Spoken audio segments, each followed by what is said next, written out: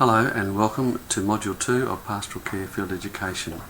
Well, by this stage you should have already gotten a hold of a copy of our Field Education Manual.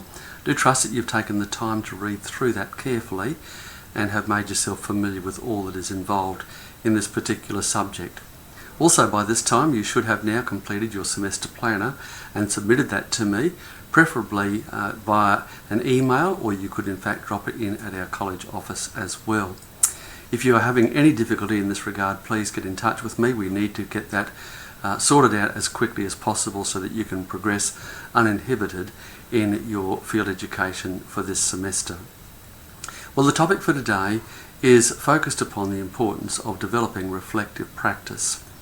Many of you, I'm sure, have already been involved in ministry of one kind or another, and have at times paused after you've been involved in ministry to reflect upon the journey that you've been involved in.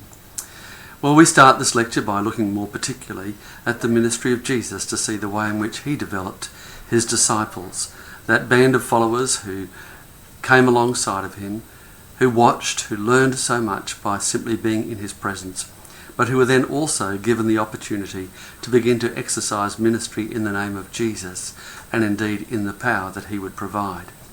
And so, moving on from that, we want to then look at the importance of reflective practice.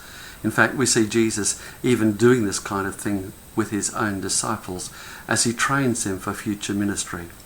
We'll look at the importance of what we might call practical or situational reflection, reflecting upon the particular ministry situation that we have been involved in, the kind of activities that we've been involved in, the things that have happened, thinking carefully through what has taken place so that in the future we might be better equipped to make wise and careful decisions.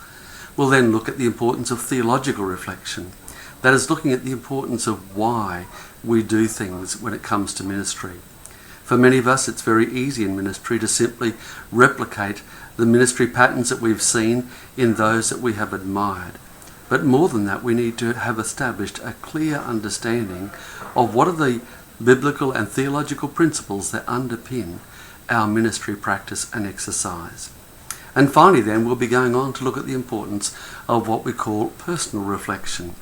And that is the opportunity to reflect upon our ministry activity with a view to more clearly understanding who we are in God. What are the things that God has been challenging us with personally as we've been involved in ministry? Developing a clearer understanding of not only who we are in God as his children, but also then as his servants. What is God requiring of us in the discharge of our ministry responsibilities? Well, I'm trusting that this will prove to be a very useful module for you. What we are wanting to see developed is not only people who've learnt how to do reflection, but we want to see people who develop the art of being reflective. In other words, being reflective as a constant and ongoing part of their ministry for years to come.